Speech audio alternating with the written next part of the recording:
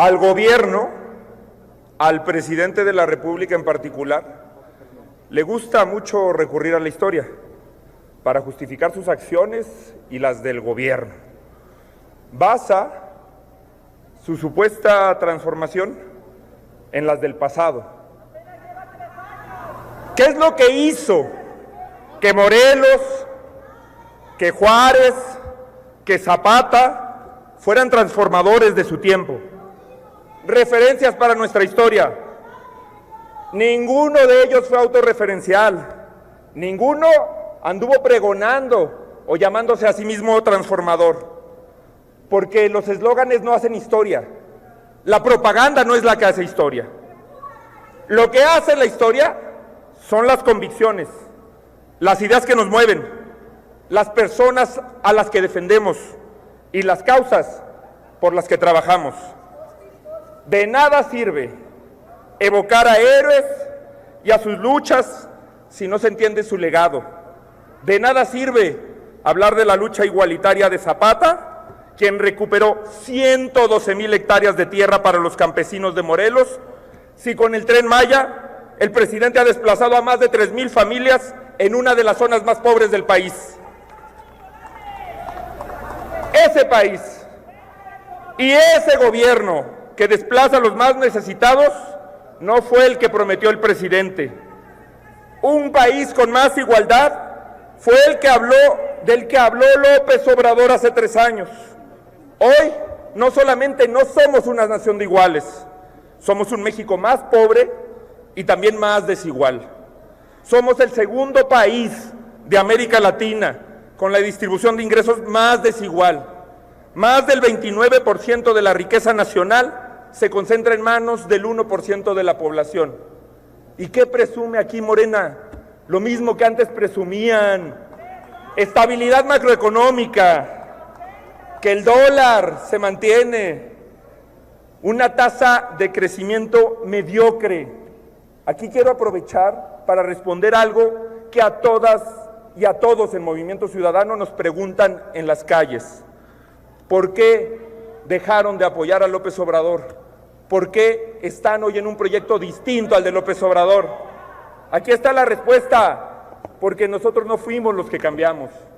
Este es López Obrador cuando luchaba por lo mismo que luchamos nosotros. 25 de marzo de 2014. En enero la economía creció 0.8%, es decir, nada.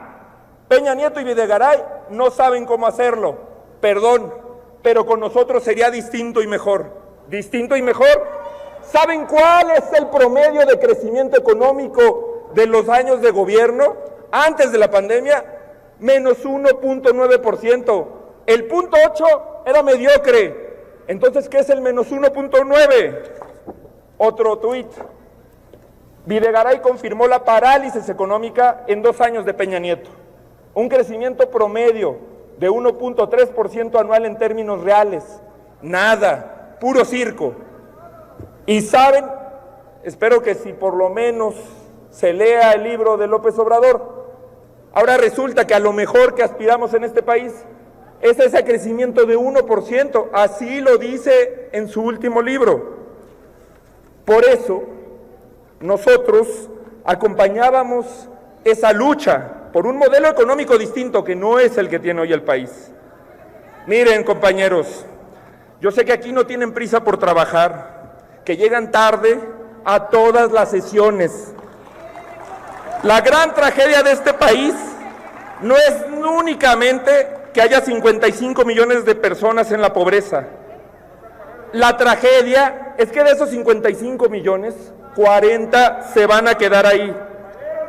¿Saben qué sucede mientras abuchean a un ponente, mientras le gritan y le insultan? A la mamá que labora en 3 trabajos distintos y que además gana en promedio 28% menos que un hombre, sigue sin poderle alcanzar sus ahorros. Ojalá los vieran y las vieran sus hijos y sus hijas gritando. Les debería de dar vergüenza comportarse así.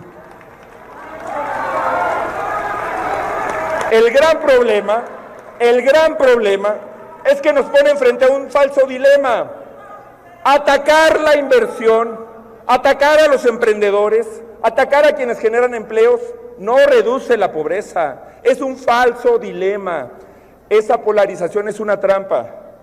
Miren, compañeras, aquí está, compañeros, como nuestro compañero Horacio Fernández.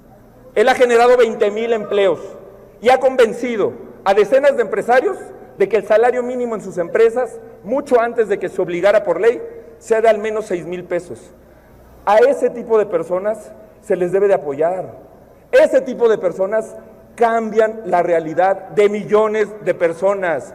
El falso dilema entre inversión privada y combate a la pobreza no existe. Otro de los falsos dilemas, el federalismo, compañeros.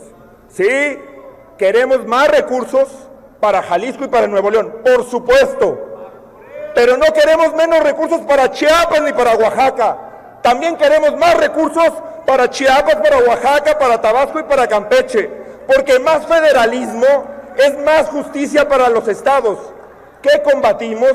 El centralismo, la concentración de poder, el autoritarismo, y por eso no estamos de acuerdo que los recursos de inversión física se concentren en 3 estados, que además da la casualidad que gobierna Morena. En 3 estados viene en el proyecto de presupuesto de egresos 2/3 partes de la inversión física. En esos 3 estados gobierna Morena. Por eso queremos preguntarle al secretario, además de las preguntas que harán mis compañeras y mis compañeros, ¿cuál es el país que ellos ven en 3 años? Nosotros queremos construir un país de iguales. Van a seguir apostando únicamente por logros macroeconómicos, o vamos a hablar de un gobierno que le cumpla a la gente de a pie. Vamos a tener más recursos, por ejemplo, para el sistema de salud, que aquí vienen y le gritan todos los días a Calderón. Bueno, con Calderón se invertía más en salud que actualmente. Se invertían miles de millones de pesos más en salud que actualmente. En el Seguro Popular había 15 millones de personas más afiliadas al Seguro Popular.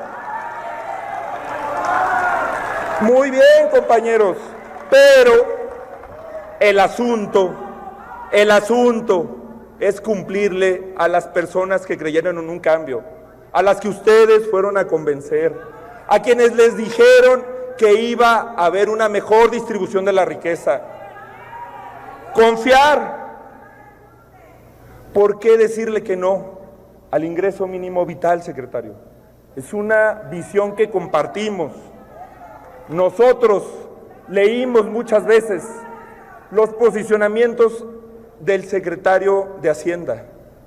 Es una persona que tiene una visión económica a la que muchos años acompañamos, durante muchos años, porque se hablaba de un nuevo modelo, de adelgazar, sí, algunos privilegios en el Estado, pero no con base a recortarle prestaciones a la clase trabajadora.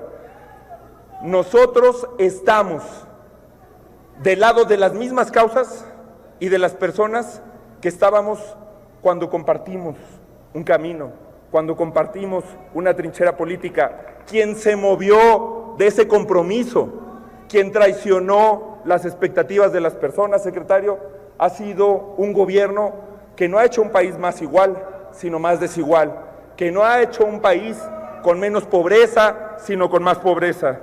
Desde aquí vamos a seguir defendiendo a cualquier costo, ese país con el que soñamos y por el que estamos aquí. Un país para todas y para todos, un país de iguales.